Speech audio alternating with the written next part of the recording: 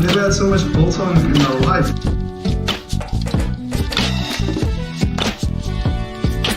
You're spilling the beer. Are you sick?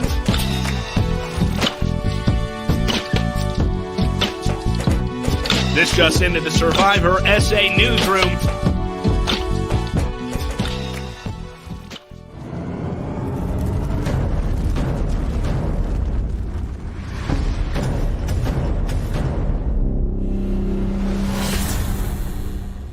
I don't know how to do this. T. N. Oh. E-N-O. Woo! And now your host with the most, it's Claudio Barrero. Hello, everybody, and welcome back to the first episode of 10 for the season. We are currently covering season 9.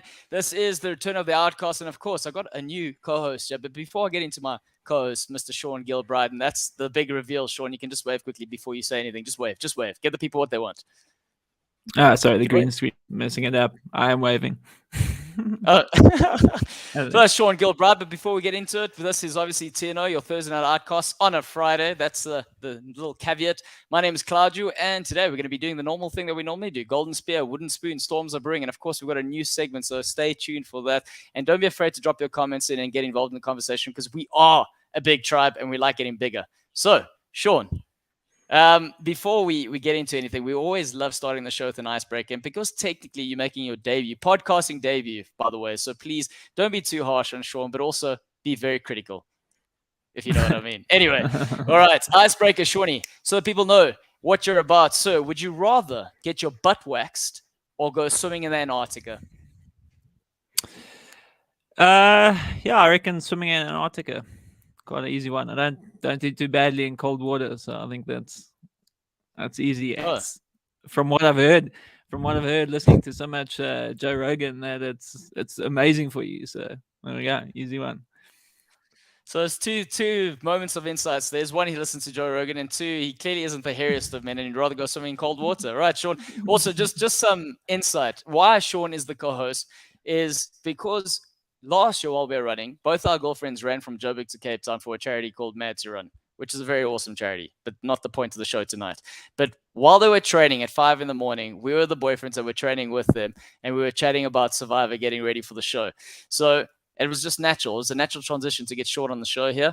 And yeah, any words you want to say, Sean, to the people watching? No, I think you summed it up there pretty well there. I think we had plenty of discussions while running about the season 8 mainly of Survivor. I was maybe a little shocked you asked me. This is not what I usually do, but happy to be here. So yeah, we'll see how it goes. I'm looking forward to recapping the season 9. We've got some regulars in the comments here. We've got Dylan Faree, we've got Hilgard, we've got a new face. I think it's Alex. He's saying hello, everyone. And of course, Warren's here. We know Warren really well. In case you don't know who he is the man responsible for some of our animations and the beautiful things that you're going to be seeing today. So stay tuned for that. But yeah, Sean, the moment has arrived. The season, 4 episodes a week. It is the first time ever they're doing it from a South Africa perspective. We've got returning castaways, people that know how to play the game. Overall, what's been your first impression? Yeah, I mean it's a different format. Having one every night, you cram in a lot of Survivor during the week. It's a lot to unpack in these episodes. But yeah, it's been I suppose like they all do, it's been a bit of a slow start, I think. I don't know. No, man, a slow start. Which part was slow? Was it the first episode that was slow? Yeah, the first one I think maybe. Argue. Yeah. Yeah, maybe I was thinking more of the first episode. I mean, they definitely pulled off in the second gear. I know what you're saying there. They pulled off in second with the first episode. Yeah, it did seem like, and I was a bit shocked. I mean, I don't know, maybe just because I'd finished watching that Winners at War season, but they started exactly the same. They on a beach, they doubled the money, and then they played exactly the same game. So I was like, I actually went back to season 40 just to make sure I wasn't going crazy, but they started the exact same way. So I was like, it didn't start off with blowing my socks over there. Yeah, that's true. But I mean, there were some interesting twists and themes, and I think, well, let's chat about that. The Return of the Outcasts. Okay, firstly being the theme. What do you think about that? Instead of it being a newbie a newbie season for Survivor. They've decided now, they've gotten to the point where they've recruited old castaways and they've said, here's a platform to play this game again. What do you think about that? Yeah, it's obviously interesting. It adds a different dynamic. Knowing so much about the castaways before they sort of arrive, I think it's a different dynamic to the game. Why did they only? Where did they stopped at season 4? Why did they not get anyone like from like season 1, 2? Was it a specific reason? Oh, Sean. We don't go that way back. There's pre-Afrikaans and then there's post-Afrikaans. And I think the recruitment, they just thought with let's keep with the guys that were more recent in people's memories and let's give them a go. But it's an interesting sort of dynamic. You're right. So like, why didn't they bring back someone from the first season? It would have been cool to see the stripper that won. I forgot her name now, but it would have been cool to. I'm sure Hilga. Gigi, hey, you knew her very well, Sean. That came flying. Yeah, off the back. yeah. Oh, okay, that would have been interesting to have her back. Yeah. Right, but anyway, but with regards to, so you're saying the first episode was slow. You're saying the theme's quite an interesting one, right? Like you said, interesting dynamic now. There's a whole bunch of players coming into the game. I think what's quite interesting from my side is that these players do know how to play the game. So it does help for the South African audience, which I know we're in the 9th season, but it's not 40-something seasons like the US. So we do need to somewhat get new members, new audience, new crowd, and grow that a little bit, and also show them how the game can be played. So when you got players that come in with this sort of level of expertise, people start realizing, okay, it's less of like a real life situation, even though we're gonna comment on that, and more of a gaming situation. So I think that is an interesting point, and it's a nice sort of evolution for South Africa to go. We've gotten to the point where we can get to a stage where we have returnees come back because we want to grow and we want to keep going, because that's the sort of foundation that the US have always done. So that's a quite interesting sort of aspect. But what about the castaways that were chosen so far for this season, Sean? Yeah, it's an interesting take. I mean, it was quite nice. Well, maybe different to split it like pre-merge, post-merge, like immediately, not have like a tribe, picking or whatever. So they were already pre-selected to the pre-merge, post-merge, which made it quite nice. But yeah, I think some of the guys I didn't know. Like I'm obviously a fan of Survivor, otherwise I wouldn't be doing this. But some of the guys go a bit back. For me, all my memory is not that great. But yeah, overall, I think everyone seems to be going well. There's already been some drama in the later episodes, so they obviously picked it pretty well. Not sure how they pick who gets to return, but I'm assuming there's an element of who's going to create drama. That's an interesting thing.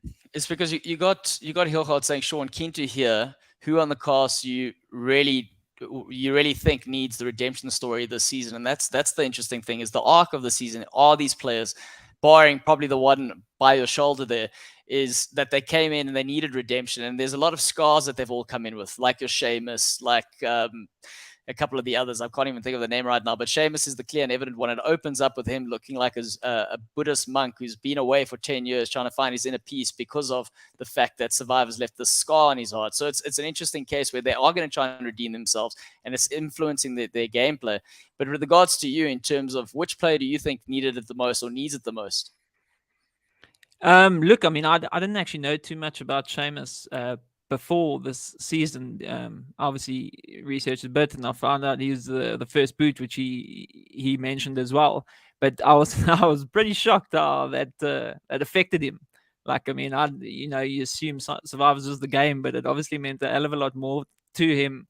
Like his little speech to Dino about him looking at the mirror and knowing that he's the oak that cost his game, or his dream essentially, to play Survivor. So I think, I mean, he's, in my mind, forefront to have the big redemption. In the same breath, I mean, having mentioned Dino, I know, like, well, speaking to you and stuff like that, he was also quite a student of the game, and I don't think his season really showed that in terms of him being also voted out quite quickly. So I think for me, those two kind of stick out in terms of redemption. I would obviously always go with the sort of pre-merge tribe, because they got more to prove than the post-merge. I know we have no returnee winners, but I mean, obviously those guys have more to prove. Yeah, I think that's a valid point, and it's the obvious one. It's kind of the sort of situation that we're seeing how it's unfolding. It's those players that have more to prove, that it looks like there's a lot more for them to lose, so they're making more cautious decisions as opposed to the other ones that are playing a sort of pre-merge game in a situation where they haven't even reached the merge yet, and it's sort of the confidence of the one tribe versus the other one that are slowly trying to lay out the pieces and build that puzzle together. But Jeremy, curious as to what you've put there in the comments, saying there are a couple of flat players in the post-merge tribe. Can you please, I mean, if you're comfortable naming and shaming so we can see what your real thoughts are there as opposed to just throwing it out there. We've also got Richard coming in saying, definitely agree with Sean. Seamus, there we go. And then again, Hilchard saying, Richard, welcome to the gang, Richard. So, we love our community. We love the people jumping in here. So thank you for joining us. But Sean, last one. With regards to overall the challenges, when we're looking at it, I mean, standard sort of Survivor challenges, but if you got to look at the crafting and everything in terms of what you've experienced so far, in terms of the overall package of what Survivor, LaRue, and the gang have done, what's been your impression there? No, it's been good. I mean, obviously we've seen like I mentioned, the first game was something we've seen before, but still a good first challenge. Other than that, they kind of at the moment they've been pretty decent. I was hell of a shocked at the setting of Eastern Cape. I know you said they shot it in Eastern Cape, but yes, when they were walking through that field, it looked amazing. Is that going to be one of your weekend trips there? Is it, you planning? Yeah, if anyone else in the comments going to go, we might as well make a giant sort of Survivor gang trip there where we just get everyone going and exploring the Eastern Cape. I think that's the purpose of it. Also, a nice sort of touch that they do shoot this locally. I know for the castaways, it's not such a big deal right now, but if for any newbies, and a question there pointed to you, Hilchart, and anyone else that wants to enter again, would you be comfortable playing the game locally, or would you prefer going overseas, even though we know the sort of impact it has on our community locally? So just drop that in the comments there. Before we move on, one last thing with regards to what we have to discuss and who we need to look at so far. Sean, who's been most impressive for you? Most impressive. I would say, I mean, even considering his story, I've been quite impressed with Seamus. He seems to be quite level-headed, very rational in the way he's played. The only thing that maybe sort of swayed my vote, well, not vote, but my thinking in this last episode was that Felix and Phil, they kind of picked up that he's actually sort of emerging as a bit of a stronger player in terms of his social play, that a lot of people seem to like him and stuff like that. But yeah, I think he's had a really sort of, like I said, I can't really remember his season, but it sounded like he played too hard too quickly, and I don't think he's making that same mistake this season. So I think for me, he kind of stands out a bit. Definitely. And I think from my side, seeing as you've already covered Yontao, I'm going to cover the Masu tribe. I think one of the obvious names that everyone in the comments will agree is Marion. Marion is doing the business there, ladies and gentlemen, but we're going to get touch into our next segment and the section we're going to move into, and we'll unpack it a little bit further. But just before we do that, I just want to see what we've got in the comments. Alex saying, I think the challenges will be more physical this season. I mean, Sean, when we were looking at the first challenge where they just had to play for Flint, it was a bit of an old challenge that they've had previously where they got to tackle each other, run and sprint and get that sort of buoy that was hanging there. But jeepers, I mean, to Alex's point, physical, what do you think? Yeah, no, look, I'm not too sure about Steffi's ACL. I've seen people tear their ACL before, and I don't think they can run like that. So that seemed like she was trying to get some sympathy or something. I'm not sure what she was doing, but it must be an old injury, because I mean, she sprinted and she didn't look like she had any sort of injury in that one. But yeah, look, it was a good challenge there, and Chappies and Dante, yes, they owned it as well. So. Chappie's put in a hell of a tackle there. He smashed Seamus. So, I mean, it wasn't the best start for Seamus from the challenge perspective, but also, did you not think it was too physical? Based on Alex, on what are you saying here? I mean, it opened up with that sort of challenge, but just for Flint, such a sort of physical challenge. I think if you were a castaway, they chose not to participate or managed to get out of participating rather. I think that was a smart move, putting all that energy off day one just for Flint. And I know just for Flint, it's fire, it's warmth, it's all the rest of it. But jeepers, why not throw someone else under the bus? Like Sean, if you and I were playing, I'd make you compete. Yeah, no problem. I'm fit enough, happy to do that. No, I'm just kidding. But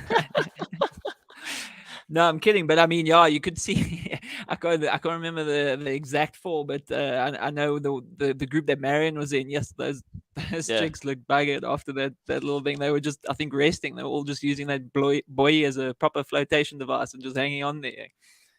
Jeez, yeah, no, that's true though. We got Richard saying they've adapted some of the challenges from Australian Survivor, and that they have. But before we move on, something that they did manage to integrate into this season, and that's something that came from New Zealand Survivor, funny enough, and no doubt it's come from Shannon Gus with regards to the recommendation, as she is the consultant on the show. So shout out to her.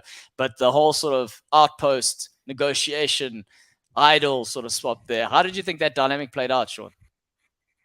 Yeah, it was an interesting one I'd seen before. I was kind of confused a bit at why, what the sort of thinking behind voting for the other tribe, knowing that you would give them immunity, and then, the Yontal tribe they voted for someone in their own tribe, and then the Masu tribe voted for someone in the Yontal tribe as well. It's an interesting one. I'm not really sure. I was trying to sort of put myself in that position as to what would be the best move there. Like, do you vote for someone in your own tribe and then sort of clearly from day one, like, outline who you want to work with, or do you vote for someone in the other tribe knowing that you're giving them immunity and maybe sort of save their weakest player so to keep their tribe weak? And obviously the Seamus and them went with their own tribe. They ended up winning, so it was probably a good call. But I mean, it's difficult to tell before the challenge. Yeah, that is an interesting one. I suppose, like, when you're looking at what Steffi and Shane did, in hindsight, it makes more sense because you're not revealing too much about your own tribe, except in this scenario, it's backfired because Tevins managed to go to their tribal council, drop a bomb, and get a lot of insights. And I think that's the interesting thing about this twist this season, or within the theme, rather, is that we've got game players, people that have played the game before. Now you're throwing this extra element where they've got to think about it. And the irony about it is that the guy, Tejan, who hasn't played, he's one of the older players out there. He is the one reminding everyone, hey, listen, we've got an outsider listening in on what's going on here exactly. So that was an interesting twist. But I did like that sort of element to it. I'm curious to see how this plays out. And I want to see how the players are able to adapt. But Hilgard asking another very good question here, saying, you'd like to hear your thoughts on these combined reward immunity challenges. Would you prefer it separately? What do you think? I was actually trying to remember when watching it how they previously did it. Had they always had separate sort of immunity and reward, or was that always post merge or even pre merge? Did they do it separately? No, I so can't they're really remember. they're normally separated, but I think it's also largely due to the fact where if you've got a longer episode, you've got more time, you can do it. But personally speaking, what I'm experiencing is I like it because it gets to the more exciting stuff as opposed to just competing for a reward. You go, well, again, to my point with them exerting so much energy in the first challenge, I go, well, did that make sense really? But now you're going against a 2-for-1. So whatever you're going to maximize out of the players, you're going jeepers. If you really perform here, it's not just a reward, it's your life and food. So there's more incentive to get more out of the players, especially. That's why we've seen Dante in the last episode screaming, trying to hold on to that thing as long as he can, So it does create that, and it ramps up the drama. My thought. I don't know what do you think there, Sean? Yeah, I was trying to think. I was also thinking, like, in the previous seasons, and like again, like I've never played Survivor, so I'm sure hunger is a thing. But they seem to give them a hell of a lot of food. Like, I remember watching seasons like back in the day when you're one of those guys, Sean. Yeah, absolutely. Because I remember watching those seasons where, like, the one oak was a complete dick, but they were like, listen, we can't vote him out. He's the only oak who knows how to spearfish. And he was like catching all the fish, where that element seems to have completely been removed from the game. And I don't know if that's maybe because they give them more reward, or maybe they just, like in the Eastern Cape where there's lots of coconuts and pineapples or something like that. But it was always an element of the game, seemingly. And I remember that, like, whoever provided for their tribe could actually buy their way like a few more votes, just because the people couldn't really survive without them. So in terms of combining it, maybe it is better. Maybe there's less reward, less food, and we can see how these are saying. What do you think? Do you think it's do you think that they were given more food or not? I don't know. No, I wouldn't say they've been given more food. I mean, just judging by the whole sort of food crisis scenario, sharing scenario there at Yantar with regards to, Pinty and Tanya, I don't know if that's the ideal situation. So food is always going to be an issue. And also when you look at how you consume on a daily basis versus what they are eating, there's definitely an impact. And when we see how much weight they lose further down the line, I think it's clearly evident. But we've got we've got Christy saying she likes the separation. Dylan also saying they like to separate it because they love watching the challenges, and also think challenges are a big part of the game. Richard saying if they have 2 challenges, they do get drained more. And that's an interesting sort of perspective. When we're looking at how psychological this game is and we're looking strategy, the more tired these players are, the harder it is for them to make the right decisions. And we know, just judging by Chappie's and sort of what happened to him in the first or this being the first boot, it's those sort of decisions ultimately that can cost you. And the further they go, the more tired they get, the hungry the more they get on each other's nerves. These things do play a big, big part. Look at this. We've got Tanya saying, what? No, only season 8 during COVID, they got food. You see? Tanya is saying they got no food, Sean. So what are you saying here? We know these things. She's saying they had very little. They had very little food. Yeah, but Tanya, that's because Panti was eating all her food. So I mean, yeah, that's also they had food. It was just the wrong person eating it. Maybe Tanya didn't stick up her hand to get more food. I don't know. No, I think Tanya's fought for that one. I think we saw how that played out. Agreed, Sean. Jeremy saying I felt the same way in the last season, especially. All right, but now it's that time. We're going to talk about the Golden Spear. For those of you who don't know about the Golden Spear, it is sort of the player that has made the best move normally in the episode, but in this case, we're looking at the recap of the week. So we're going to discuss a couple of players, and we can't really pinpoint exactly, but we're going to discuss the players that made good moves. And before we do that, we've got something special, and here it is.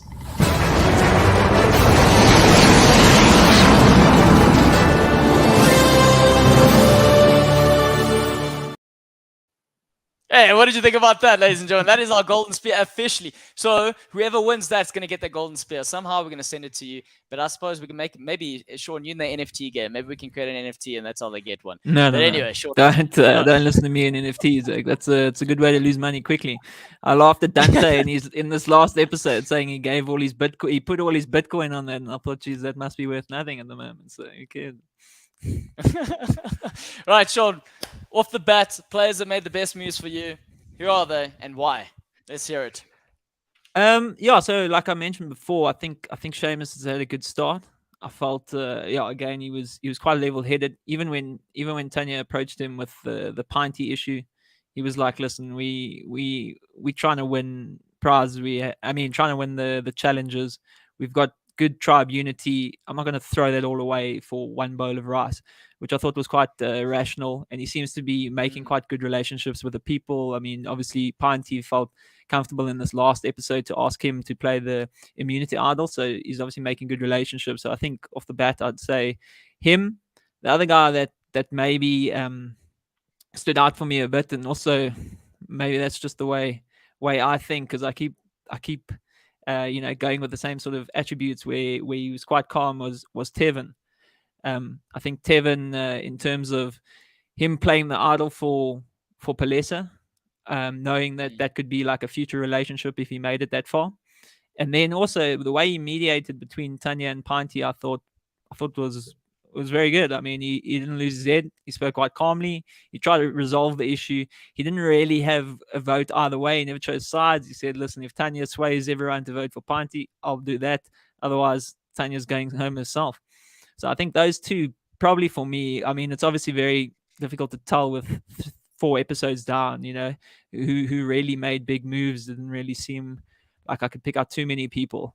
Who did you think? I don't know. I'd like to, do you think?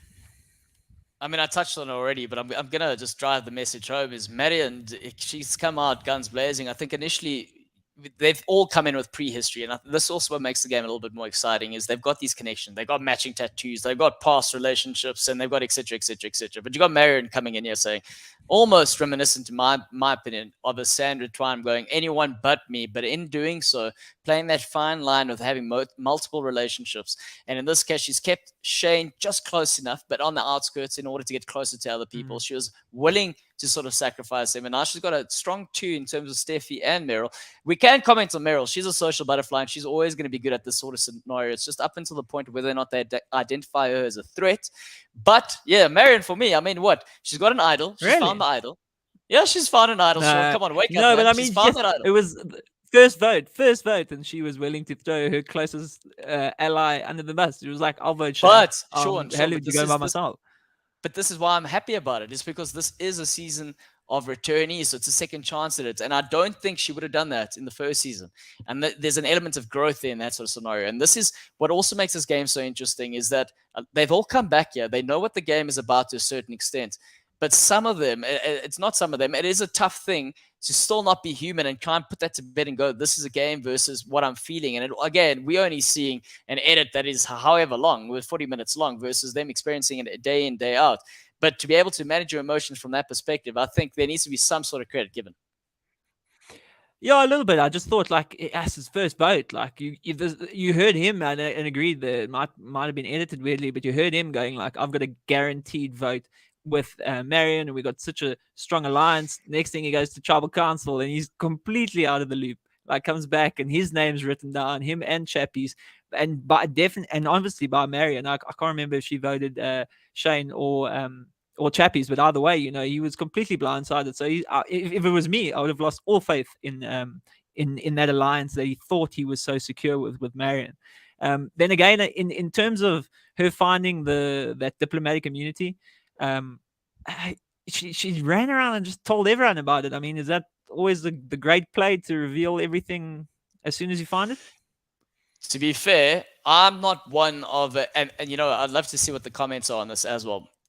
Seeing Survivor and seeing the idol, I think the idol is a lot more trouble than what it's worth, in my opinion. And we know that the key currency, they talk about it every season, is information.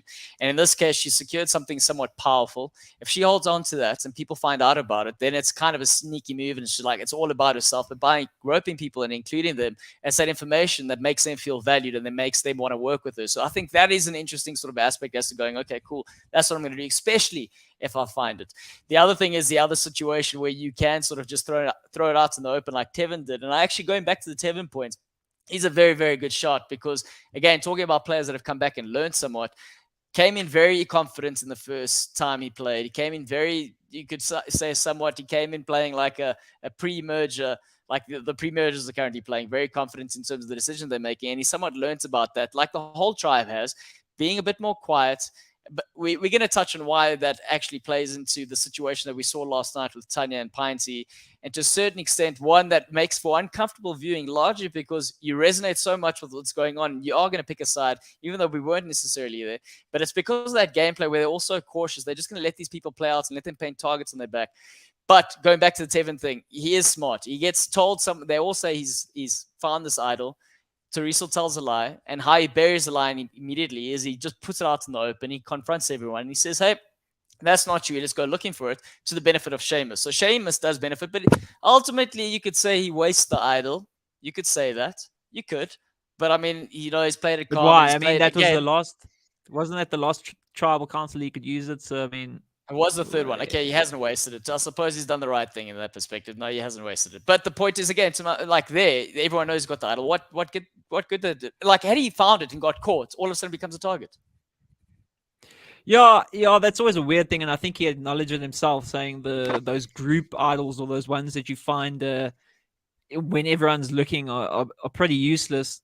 Well, they're not useless because he obviously saved himself, but I mean, it's definitely not as powerful as it was if you find it by yourself, and no one knows about it because everyone goes, okay, well, we know Sheamus has the idol, so there's no point in playing it, unless the only way you could have maybe used it is to use it for someone else, but that didn't really seem like he had anyone he needed to save. So, I mean, we got, I don't know what you think about this. Christy's saying Teresa, she's said she's calculated, knows how to play the game. I also think, like, again, if we're looking at growth, and I know this is recap of the entire week, so we could arguably say that the Golden Spear for the growth for the first week that we've seen, Teresa has shown some growth because what she struggled with last season was integrating herself socially. She seemed to have done this far better. I do think she makes a bit of a blunder, and we're going to touch on that. And she's probably, spoiler alert, she's going to be my wooden spoon candidate. So thank you for throwing the name out there, Christy. We got Richard saying, Comhelo saying, Dante has dictated the direction of all the tribe boots growth as well compared to last season. I think that's also an interesting point because what did we find out yesterday, Sean? Crucial bit of information that they did not show. Why don't you tell the people what we found out there? Yeah, so in speaking to Chappies yesterday, we found out that he was actually digging for the idol with Chappies. I don't know if that was what you were alluding to, but yeah, that is exactly what I'm alluding to, Sean. I'm glad we're on the same page, yeah. So yeah, I was quite shocked by that when Chappie said that because, I mean, he made it, like, he put a big target on Chappie's back by saying, like, listen, we can't fucking stay up all night and watch your sake, dig for idols or, I don't know, make his own Chappie's diner somewhere. So like we need to vote him out. Meanwhile, he's there digging with Chappies to try to find the island, which I was quite shocked with, I must admit. Yeah. So, I mean, credit to that. So I see what you're saying, Richard. But for me, I think it's too much too soon. I think he's overcorrecting it too quickly. There's that graph, any growth sort of growth. You gradually want to do it, and then all of a sudden you start peaking at the right time. I think he's doing it, but he's climbing too quick, in my opinion. And I think people are going to get annoyed by it or identify that the fact. I mean, we've already seen what's to come. People are saying he's thinking he's the godfather because he's trying to overcorrect the game he played previously. So I think there's also that sort of element that can creep into their games. Kerry's saying, at least he didn't play the idol for Pinty, at least. I mean, Seamus well played from that perspective. We know how the viewers feel about that scenario. We're going to talk about that before we move on. Dylan saying, Golden Spear for me goes to Seamus. Changed his game completely from what we saw in the Philippines. And I do want to say that it does look like the man's gone away for 10 years. He's gone to some mountain in the Himalayas and he's hung out with some Buddhists and he's come back very zen. So, and calculate at the same time. And I think it's like testament to him and the control he has. My personal opinion, the only reason he stays over Tanya is Pinty stays over Tanya is because of Seamus. You think so? Why?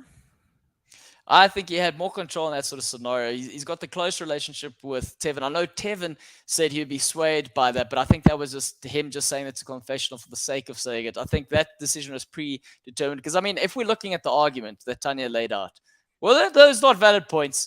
I mean, as a logical, reasonable person sitting there experiencing everything, you could see the cast were keeping quiet, letting Pinty say the situation was you had someone that was extremely self-aware, Tanya, and then another one that wasn't self-aware, going, "Hey, I don't upset anyone, that's the situation," and then everyone going, not speaking up again, and to the point that Kanye had the courage to challenge the notion. But again, because everyone doesn't want to get voted out, they let the situation unfold and they let them become targets themselves.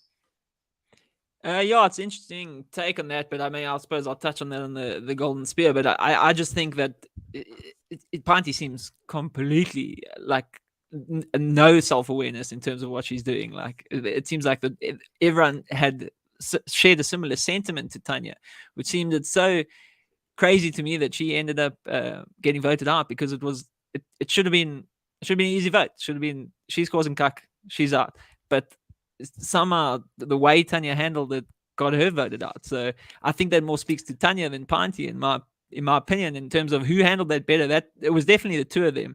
Pinty, I thought, should have been the easy vote out, but yeah, I don't know. Tanya didn't do too well in that regard. To be honest, I think, but no. See, this is what I can argue is that I think she actually did a good job, too good of a job, and they were like, you know what? At least we know.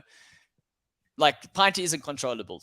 She's not, because it's going to be impulsive, whatever the reaction is. However, whatever the guarantee is, you got her for X amount of votes.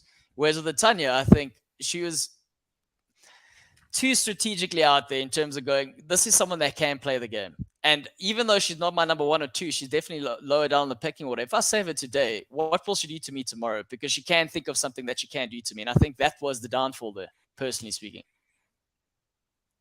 Sure, I don't know if I agree. I don't know. I think she put herself in the firing line. Firstly, in terms of her taking blame for Teresa lying about Tevin, I mean, I don't know what her thinking was in terms of that. Like, I know she said she didn't want to throw Teresa under the bus, but I mean, at what cost?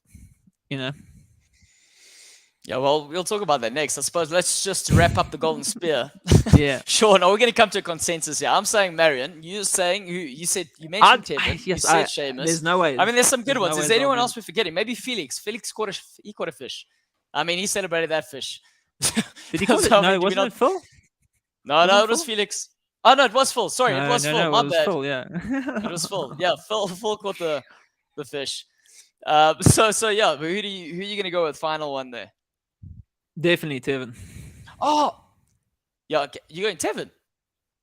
Definitely. I don't think she played too well. She already had emotional breakdown. But hang on. Okay, let me also replay everything that you said. Added to the fact he gives a thing to Palesa. There's some sort of alliance there. What is quite interesting was he did mention he doesn't like someone playing with someone emotional because that's very unpredictable. But it's going to be interesting to see if Tony makes it to a swap or makes it further down the line, because in that situation, then surely he doesn't work with the Tony just based on that comment alone. Yeah, you wouldn't think so. I mean, it was quite funny hearing PK called Tony out in the first episode, being the closest person. But yeah, she seems very emotional. So if that's not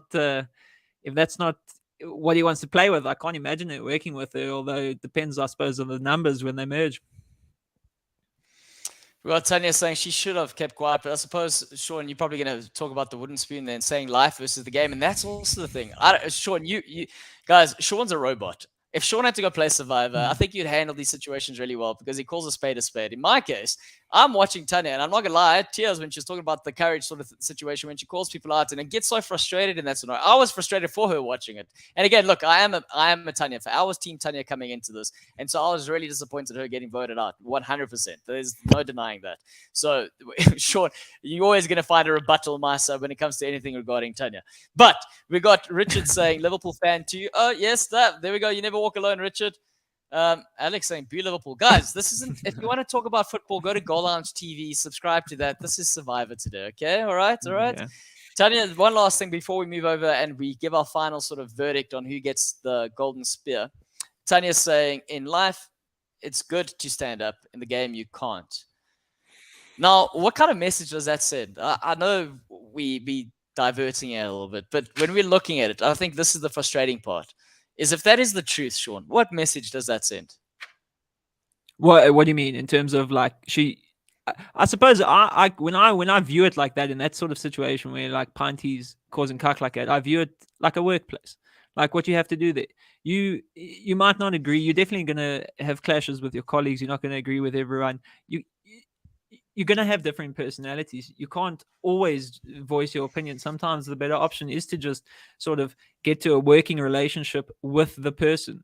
How you handle that's different, but I don't think always calling out everything that someone does wrong in the way that she did it is always right. So like in my mind, when I was looking at it, I get it's life. I get that those two are never going to be friends, so you don't have to keep them friends. But in that regard, I view Survivor like I think if I would ever to play Survivor, which I don't think I ever will, but I would view it the same as a workplace where you're not going to get along with everyone, but you somehow have to make it work. So that's how I view it. I don't know. I can sort of I can obviously empathize with what Tanya was saying in terms of like she was standing up for what she thought was right and for the best of the betterment of the tribe in terms of like, listen, you can't have one person just, taking up all the fire, eating all the food and stuff like that. But I think you, like I said, I view it as like a game in a workplace. So if the goal is to win. So, suck it up. Fair enough. But yeah, here we go. Just in case anyone is worried, Tanya is saying she's coming to visit me. I'll make sure I have plenty of food for her. Here we go. Good to know. Good to know, Tanya. Also, just in case you're wondering, well. Sean, what is Tanya over here? What is Tanya? Gandalf the Grey, it looks like. Okay. Yeah, but it's Tanya the Wise, Sean. Come on, get with it. Right. On three, 2, 1. Yeah, Tanya the Wise. Come on. Anyway, let's move on from that. Okay, I'm going to count down to 3. Actually, I'm going to count down to 10. I'm going to give everyone 10 seconds to give their final sort of golden spear candidates there. And then when I get to 3, 2, 1, Sean and I are going to shout that loud. Let's see if we come to consensus. All right, I'm going to count down. Ready? 10, 9, 8, 7, 6, 5, 4, 3. Sean, you ready? 2, 1. Tevin. There we go. Okay, no, we're good. Okay, Tevin, congratulations. Okay. You win the golden spear for the first week. Good game, man. Good game. Now it is time. Yeah, it's time. Although Richard's saying he's still going with Dante. I think I'm telling you, Richard. Dante? He's gonna come short. I think anyway, it is I think he played too time. quickly.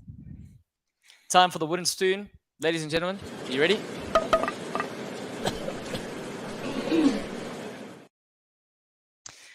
And that was the wooden spoon, just in case you weren't sure what that was. Which players made the most?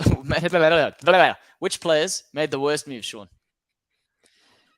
So I mean, obviously, in the conversation, although I don't think it would be my final award, would have to be Chappies. You're going first boot. It has to be up for consideration. I don't know how much him digging during the night cost him the vote. He always was a massive threat. So how do you how do you change that opinion? I mean, he was the only season 8 in that post-merge tribe, and he made it to final 3. So he was always going to have a big target on his back. But I mean, on the first night, or I don't know, was it the first night? Yeah, I don't know. But anyway, on the first night to be digging for idols, it kind of cemented that if they lost, he might not make it through that first one. Yeah, and it's a tricky one because personally speaking, I think I've had plenty of chats with a lot of people about Chappie's returning. Now, did I think he was the right choice to be cast? No, I did not, because this outcome is, there was a high probability of this outcome, him being the first boot out. I mean, it's easy to gang up against him. They've all just seen it's very fresh in the memory. Does it diminish his legacy in any way? No, it does not. So there's always a possibility of him coming back. But like Ricky Bobby, if you ain't first, you're last. And that's why, Chappie's over there. And also first ever, he makes history yet again. First ever player to get voted out back-to-back in 2 different seasons. So congrats to you there, Chappies. But yeah, I think the wooden spoon goes to him for making the choice to come back and play, personally speaking. I think it was a tough one. I mean, it's hard to turn down, but I do think it wasn't the right time for him. Any other ones? I agree with that. No, I mean that, like I said, that was just a mention, and I don't think he played that well. I still, unfortunately, I know Tanya's listening. Unfortunately, I think I'm gonna have to go with her. I think in terms don't worry, Sean. Tanya's saying the wooden spoon for her. She's in agreement. Oh, there we go. Okay. Well, then I don't feel so bad. No, I mean, yeah, like what I mentioned earlier, taking the fall for Teresa. I think what I couldn't really understand that thing other than her wanting to work with Teresa. I think the way she called out Pinty, she could have done it in a different way, but I think she was a bit brash about it. Greedy little pig didn't help. But that did not help the cause at all, because that was the one argument that Pinty had, and she stuck that that's all she could use, right? And she used it, and everyone's like, yeah. Then double standards and so yep. I do think, and I think, Tanya, from that perspective, it is tricky. And what makes you so lovable when you watch it, and again, it's too. I don't know if anyone follows her on Facebook or anything, but there's a reason people like you, and there's a reason people like appreciate her, is because what you're seeing on their TV is 100% her, and it's very difficult as opposed to other people. You're not sure if they're putting on a farce, they're putting it on for the cameras versus being real. And again, that's the sort of discrepancy, game versus real life. And again, there, Tanya, it was just one of the situations, like Sean says, where it was like, okay, is this work or is it the game, or what's the outcome here? And in that case, it was just too blurry because the person was such a hindrance. And at the end, Pinty got under your skin. That was arguably the worst part about it all. But I think when we're looking at someone else, Sean, any other candidates from that perspective, as to, you got Chappies. We also know he went digging very soon. It wasn't a great time to go digging for that idol. But is there anyone else which I mean, I suppose PK has to be at least in the conversation. I mean, he got voted out second. He seemed, I mean, that's obviously the way they edited, but they start off that episode with him being the most arrogant person, just saying like he's got this thing under control and knows exactly where the votes are going, like he's in the majority, and then he gets voted out. So in that regard, I mean, I don't know, I can't really pinpoint exactly what he did wrong, other than maybe portraying or trying to control the vote too early. I don't think I'd give him the wooden spoon. I don't think he deserved that, but like he has to be in the conversation for being voted out, thinking he was so strong. And but there's something in there. There's definitely something in there, because when you look at it, also even the choice in the challenge where he opted for the keys versus the ropes. I mean, there's a sure thing versus the one that requires more of a chance. He went the chance route, somewhat backfired because of his confidence.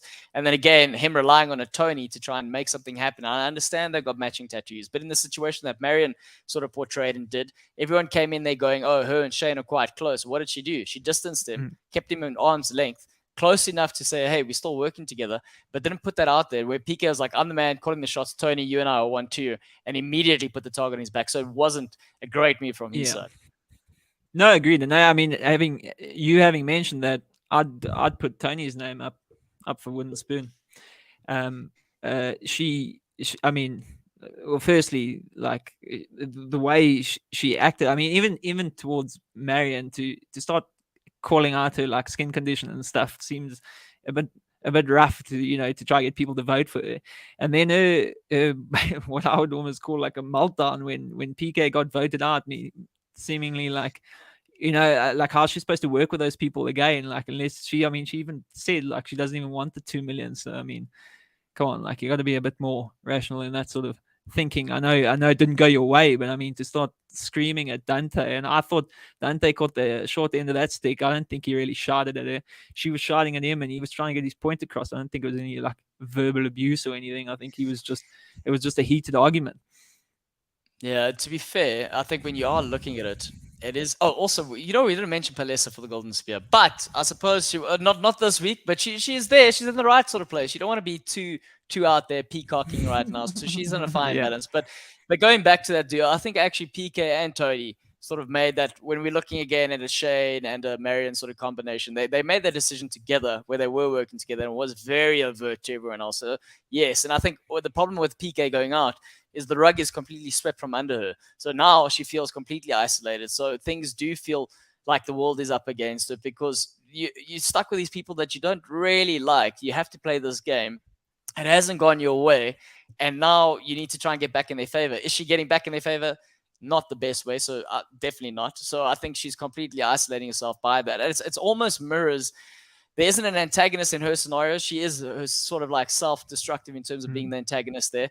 But it does mirror what happened on Yontao in terms of the conflict between Pinty and Tanya, where it was the emotions that got the better of them. And I think at the end of the day, when you are looking at Pinty versus Tanya, the difference was that Pinty can shrug it off. Because naturally, she is the antagonist, right? So she's very confrontational. So when it comes to confrontation, even at the tribal council, she can make a joke out of it. She can sort of manage that because she's used to it.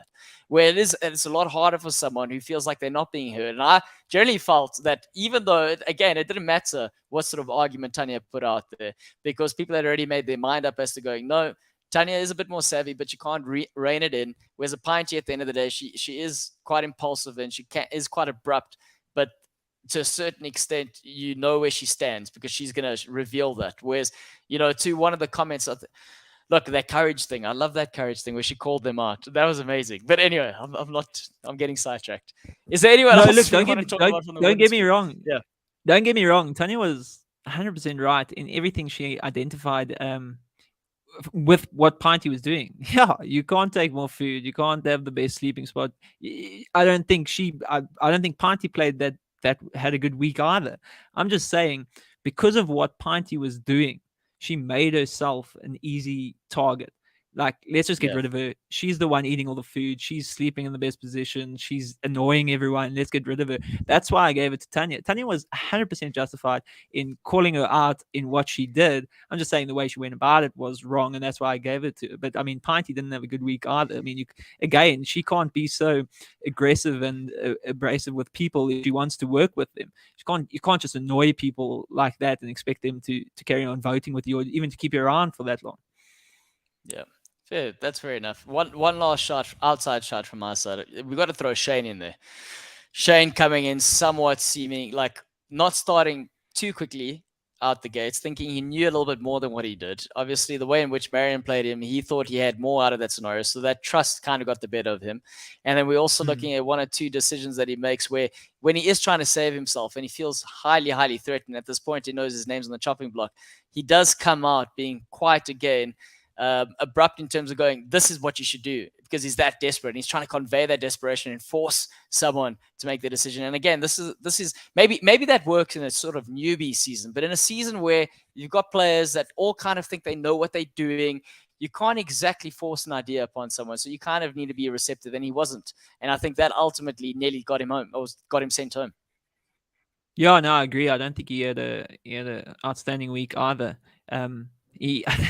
I think he got quite, well, it looked like anyway, quite blindsided with that vote. I mean, he was pretty sure him and Marion were solid, and he was completely out of the loop. So I think he panicked a bit for the next vote, which came across, I think, a bit strong. But I think because of maybe Tony's like outburst, it kind of got forgotten about a little bit. It seemingly, I don't know, but we'll see how it plays out. All right. Well, I'm going to count down from 10 again in the comments. Hit us up with who you think the wooden spoon. Tanya's saying she should get it. Sean, as soon as I get to 3, 2, 1, get that wooden spoon in mind, and then we're going to say it again, and we're going to see who's going to get it, right? So 10, 9. We should probably get a counter for this, because I don't know if people want to hear me count down. But anyway, 8, 7, 6, 5, 4, 3. Sean, are you ready? Yeah. 2, 1. Tony. Pinty. Go. I just couldn't do it. Tanya, I couldn't do it. I'm sorry. I couldn't do it. Okay. So there we go. I don't know if one comment. We just need one. I know Tanya's given it to herself, but anyone else? Oh, there we go. Jeremy's saying Tony. He's stirring it up with a wooden spoon. He likes stirring this pot there. Okay. All right. So we're a bit undecided there. We'll see what happens with regards to the coming weekend. I'm going to put a thing out on social streets and we'll see what people come up with. And then that will be determined. Although Tanya's saying they can share it. Okay. Christy's saying Pinty. There we go. So, okay, so Pinty and Tanya can share it. Oh, Pinty doesn't share. That's also true. All right. So before we move on, we're going to introduce our new sort of... Oh, no. Actually, yes. No. We're going to introduce our new segment of the show. And this is pretty much where we rate the week in terms of what we experienced and how good we thought the episodes were.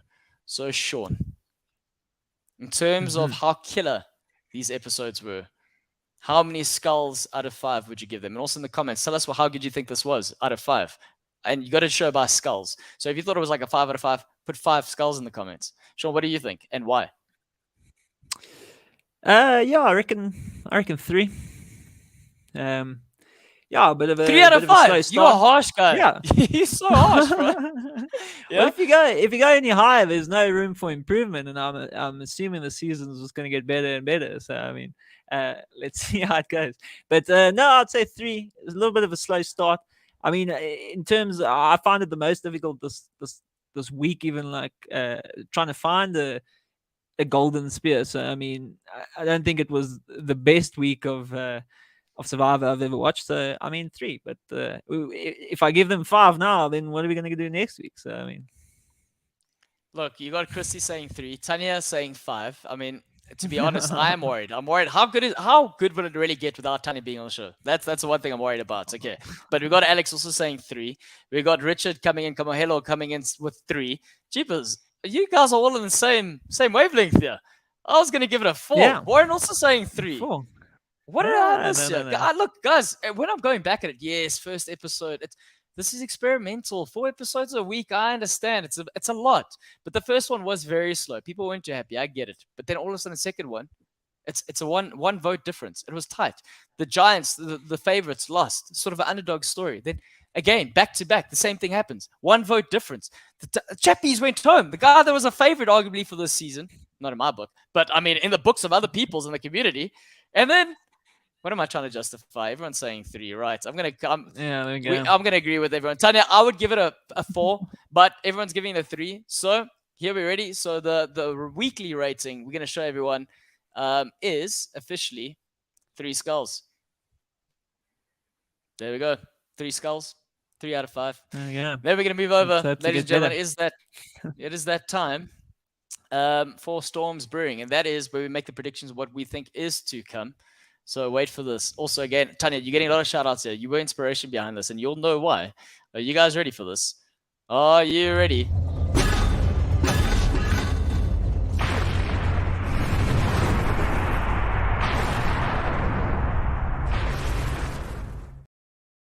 Storms Brewing, ladies and gentlemen. And this is why, Tanya. This is why. That was the inspiration behind that animation. Warren, good job. You absolutely killed it. For those of you who are wondering, this is the authentic water bottle, Tanya's water bottle on this series, and this is what she had. Thank you very much. I really appreciate this. And that's what inspired that. So Storms Brewing. Sean, what do you think is going to come? What do we have in store for us? Yeah, I think it'll be interesting. I mean, obviously, we've got another 4 episodes, but I think in terms of who we previously mentioned, I think it's going to be a tough week for Tony and Pinty, both for Pinty for annoying the tribe. I don't know if they'll keep her around much longer. I know Tanya put herself on the chopping block that time, so she got the vote. But I mean, she seems like the clear one to go next if they lose another like challenge. And then on the other tribe, Masu, I reckon Tony's in a world of trouble there, with her isolating herself, having that little breakdown or outburst, whatever you want to call it.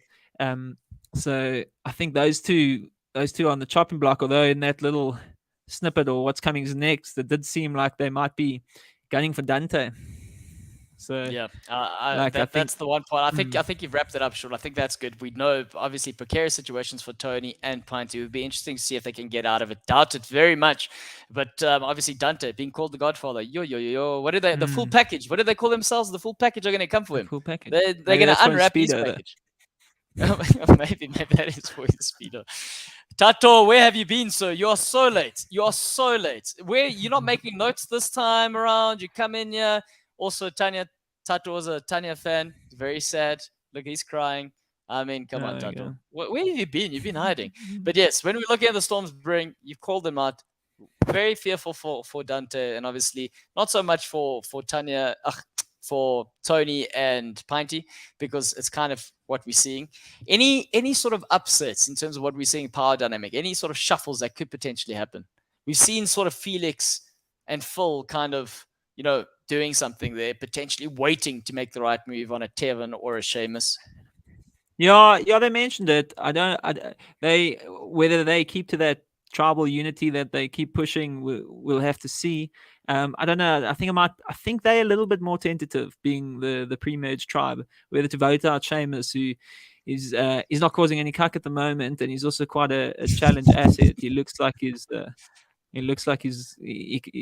not going to like be a hindrance in the challenges. So I don't know if they would make that move, and I would say if they did, I'd think it might be a bit too early. Carry on winning for the moment. Well, I know they lost the last one, but continue with the keeping the tribe strong.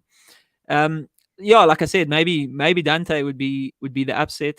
I don't know if they would make a big move. Do you reckon they're going to vote Seamus, or were they speaking about Tevin, or not really? No. I think look, my overall feeling, the one point I'm worried about, or curious about rather, not worried, that's definitely the wrong word, is when we're looking at Kalani, we're looking at Tejan. So two of the older players that have come, or from the older seasons rather, that have come into the situation, both getting purple edits at this moment in time. We haven't seen much of them. Tejan looking like he's a bit clueless. We're hoping that's more intentional than it is not being clueless, but that's the sort of feeling we're getting. And obviously we saw a little bit of Kalani, but it wasn't the most flattering light where she was speaking about Tanya at the water well and then getting caught out for it. So those are sort of, I wonder what's going to happen there. But as time being, like, as what it seems like is they are extra numbers in the large scheme of things. We've got sort of the power happening in the Masu tribe with regards to the three ladies, and then we've got the power arguably with the Seamus and Atasia. Not Atasia, I'm getting confused. The Tevin and a Seamus, and Dino's there on the periphery. We haven't seen much of him apart from burning his hands, which we could argue was a Pinty move as well, because there wasn't enough space by the fire. Which is an interesting. That could also. Like I would, if I was Dino, I would have voted out just for hogging all the space at the thing. Yeah, but anyway, we're getting distracted. So I wonder, we got to Tato saying, no, Seamus is safe. That's what Tato's saying. And he expects more from Tejan. Okay, all right. Sean? Yeah, difficult to comment on Tejan. Yeah, we haven't really seen much from him, and I agree with you, and Kalani as well. All right, but we're hoping for a good week. We're obviously, like Sean and everyone else said, 3 out of 5, hoping for it to improve. Like I said, we can't start on too much of a high, so maybe I should take my own advice. Final thoughts there, Sean, before we head out? No, nothing much from me. I basically said everything I was sort of thinking of. It was a good start. It's getting used to watching all four episodes in a week. It's quite a lot of Survivor, but it's going to be good. Look, it is true. I was saying, like, you can get away with it with other shows because you don't have to pay attention. With Survivor, you don't pay attention. Next thing you see, Chappie's out, Tanya's out, and you go, "What just happened?" I mean, it happened to me last night. Had people, we were out and about, and then Tanya got voted. I completely missed it, and when you told me, I was devastated. I was like, "What?" And I still asked the people I was with. I was like, "How did this happen?" Anyway, point is, ladies and gentlemen, Sean made his TNO debut. This is the first time he's ever done a sort of podcast, vlogcast ever. So you can also give him a skull rating out of 5 if you feel like. I mean, he needs to know the truth, I think. I don't know. No, I don't. Keep it all positive. No, I'm happy to be happy to live in bliss, ignorance. Kerry asking, I wonder how Dino will come back from his burn injuries. That's a good point. I mean, that's actually interesting. What do they say about, like, when a jellyfish stings you or something stings you? Maybe, What do you reckon he's going to piss on himself or something? Well, I'm saying maybe could that help with burns? I don't know if we've got a nurse in the house, but potentially. I mean, I'm not a doctor. Neither am I. Okay, so Sean, thank you very much for everyone who joined us. We really appreciate you. We love you. We're looking forward to seeing you next week. Tanya, thank you so much for jumping on. Hopefully, somewhere down the line, we can get you on and actually do a proper sort of conversation with you. It is a bit tight right now with everyone, and we need to do everything that we need to do from our side. But we love you. We appreciate you, and we so much we're enjoying this season so far. We look forward to next week. Sean. Yeah, lekker. Hope to see everyone next week again. All right, everybody, thank you for joining us.